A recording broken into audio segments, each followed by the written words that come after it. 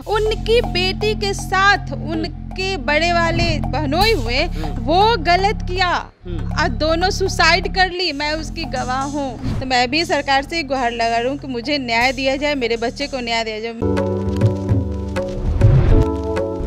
रामाश्रय सहनी की बहू लगातार मीडिया से अपील कर रही हैं, गुहार लगा रही हैं कि हमें न्याय मिले। जिस तरीके से उन्होंने पहले की हमने खबर दिखाई, उसमें उन्होंने हमारे कैमरे के सामने आकर अपनी आप बीती बताई, पूरी घटना बताई कि कैसे उनकी ज़िंदगी में जो पीड़ा थी वो हमारे कैमरे के सामने उन्होंने रखी। लेकिन उसके बाद उनके ही ससुर ने फिर उन पर ही आरोप जड़ दिए। आरोप ऐसा वैसा नहीं, बहुत बड़ा आरोप उन्होंने लगा दिया है। उन्होंने ही सीधे तौर पर कह दिया है, जो अभी जदयू में नेता हैं रामाश्रय सहनी, उनके अपनी बहू के ऊपर आरोप लगाया सीधे तौर पर कि हमारी बहू ने ही हमारे बेटे की हत्या करवाई है और उनका गलत संबंध है। जो आज सच में वो कैमरे के सामने आई हैं फिर से और द एसडी न्यूज़ से अपील कर रही हैं कि हमारे खबर को दिखाया जाए और उन तक ये बातें जाए कि हम फिर से जो बेघर हैं वो घर में प्रवेश कर जाएं, अपने ससुराल में प्रवेश कर जाएं। लगातार हम इनकी खबरों को दिखा रहे हैं और आज भी फिर हम इनसे बात करते हैं। विभा सहनी जी हैं।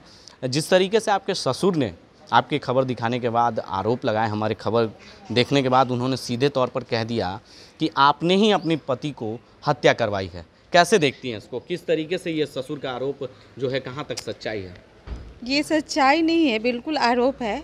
अगर मेरे हस्बैंड की 8 साल पहले हत्या हुई तो 8 साल पहले वो कहाँ थे? 8 साल पहले मेरे पे ये चीज़ करना चाहिए था। जब मैं आगे किसी भी चीज़ को अपने ले करके आगे आई हूँ न्याय के लिए, तो मेरे पे इल्ज़ाम लगा रहे हैं, गलत गलत बोल रहे हैं वो, तो ये गलत है। आज हम भी किसी की बेटी थे, मेरी भी 2 बेटी हैं। बेटी के साथ हमेशा न्याय होना चाहिए और ऐसे भी लेडीज़ को आगे रखा जाता है।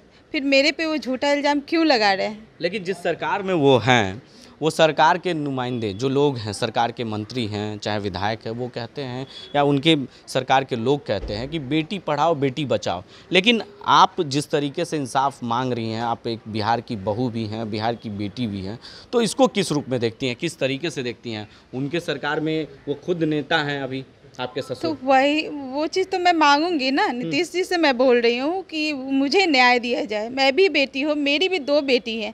फिर वो पूछें उनसे कि क्या सही है क्या गलत है। लेकिन गाड़ी का चोरी का आरोप जिस तरीके से आपने लगाया, उन्होंने सीधे तौर पर ये खारिज कर दिया कि हम ये इस तरह के काम नहीं करते हैं। आप कितनी सच्चाई इसको देख रहे हैं? क्या कि पहले वाले आपने जो आपने बातें कही थी उसमें सीधे तौर पर आपने आरोप लगाया था अपने ससुर पे, अपने देवर पर, अपने पति पर भी कि हाँ इस तरह के काम करते हैं।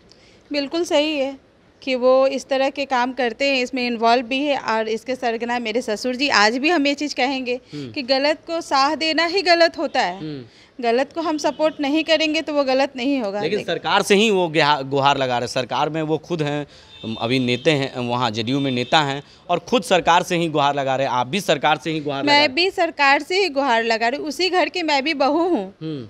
तो मैं भी सरकार से गुहार लगा रही हूँ कि मुझे न्याय दिया जाए, मेरे बच्चे को न्याय दिया जाए। मेरे पे झूठा आरोप लगाया जा रहा है, उसे बेबुनियाद करार किया जाए। और अगर वो जांच मांग रहे हैं तो मैं 100% कहूँगी कि जांच किया जाए। कैसे जांच होगी जब तक आप कोर्ट का दरवाजा नहीं खटखटाएंगी? वो बोले हैं कि मैं उन पे मेरे पे कि 302 का मर्डर केस का इल्ज़ाम लगाई हूँ, तो मैं वो लिखेंगे ना, वो देंगे। मेरे पे FIR करेंगे तो साबित तो होगा ना कि मैं गलत हूँ या सही हूँ। बेबुनियाद आप अपने इंसाफ के लिए क्यों नहीं जा रही हैं? कोर्ट का दरवाजा क्यों नहीं खटखटा रही है? थाने में क्यों नहीं FIR दर्ज कराएं? आखिर क्यों करूँगी? मैं उस दिन जब मीडिया के सामने फेस टू फेस हुई, उसके बाद उनके बयान को मैं सुन रही थी कि वो क्या बोल रहे हैं। मैं ये देखना चाह रही थी। मैं देखना चाह रही थी कि एक औरत पे अपनी पोती और बहू पे वो कितना गलत इल्ज़ाम लगा सकते हैं। लेकिन वो तो कहते हैं कि हम तो ऐसे नहीं, हम अपने जब हम पूर्व मंत्री थे उस वक्त हम लगातार कोई भी अगर महिलाएं अगर हमारे दरवाजे पे आ जाती थी, बेटियां आ जाती थी, बिल्कुल नहीं, ये सब सरासर गलत। उनकी बेटी के साथ उनके बड़े वाले जो क्या कहते बड़े वाले जो बहनोई हुए, वो गलत किया और दोनों सुसाइड कर ली। मैं उसकी गवाह हूँ। अब तो बेचारी दोनों रही नहीं। लेकिन आप उस वक्त क्यों नहीं आवाज उठाई? मैं तो खुद डरी हुई थी जब मेरे बेटी लोग बोली कि नहीं मम्मी कब तक, अब आवाज उठाओ, आप हम लोग हैं आपके साथ। इस सरकार में हैं तो डर नहीं लगता कि आपके सरकार में ससुर हैं तो आपकी हत्या भी हो सकती है इस तरह हाँ, से? बहुत डर लगता है। मैं दिन में घर से अब बाहर नहीं निकल रही हूँ। मुझे डर लगता है इस बात का कि मेरे घर तक आ करके कोई कुछ करवा न दे। मैं अभी आज तक ऐसा कभी हुआ कि नहीं? अभी तक कोई मैं घर गई तो मुझे बड़े वाले जेठ, बीच वाले नंदोसी, मेरा अरुण सहनी, अभिषेक सहनी, ये सब घर पे जब जाते थे ना तो मेन गेट खुलता नहीं था। अब बोलते थे कि यहाँ आओगी ना तो दोबारा फिर समझ जाना क्या करवा देंगे, तुम लोग का खून करवा देंगे। हम फिर वापस अपने भाई के साथ वापस चले आते थे। राजा बाजार जाते थे तो वहाँ पे मेरा नंदोसी बोलता है, यहाँ है ही क्या आपका, वो हम लोग के नाम पे रजिस्ट्री कर दिए घर, जाइए यहाँ से आप लोग। तो अभी तक आपको प्रॉपर्टी में से हिस्सा मिला है कि नहीं इस तरह का कुछ? नहीं, मुझे रहने के लिए घर हो जाए, मैं प्रॉपर्टी में हिस्सा तो बात की बात है, उनको क्या देना है? छत चाहिए मुझे, मेरा बच्चों का अधिकार चाहिए मुझे। तो आगे क्या कदम उठाएंगे?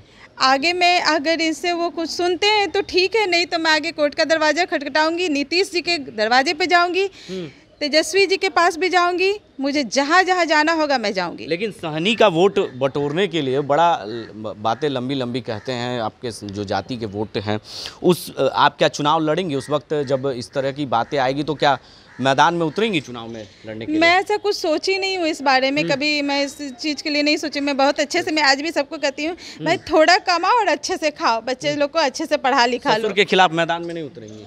मैं इतना तक नहीं आगे तक सोची हूँ कि मैदान में उतरूंगी या नहीं उतरूंगी। अपने इंसाफ के लिए अपने क्षेत्र में जाएंगी, अपने गांव में अपने क्षेत्र में जाएंगी कि हमारे साथ इंसाफ हाँ, होनी चाहिए। बिल्कुल। जब अगर वो राजनीतिक मैदान में हैं उस वक्त अगर वो प्रचार करते हैं तो उसका विरोध करेंगे? विरोध बिल्कुल करने के लिए मैं सामने आऊँ, मैं मर जाऊंगी लेकिन मैं विरोध करूंगी। और सामने आके आमने सामने ऐसे मैं विरोध करूंगी। तो किसी का साथ देंगे आप? किसी पार्टी से जुड़ेंगी? मैं बिल्कुल ये चीज़ के बारे में मैं सोची नहीं हूँ अभी। मुझे आगे ससुर के खिलाफ किसी पार्टी में नहीं जुड़ेंगी? नहीं, मैं अभी सोची नहीं हूँ इस चीज़ के बारे में।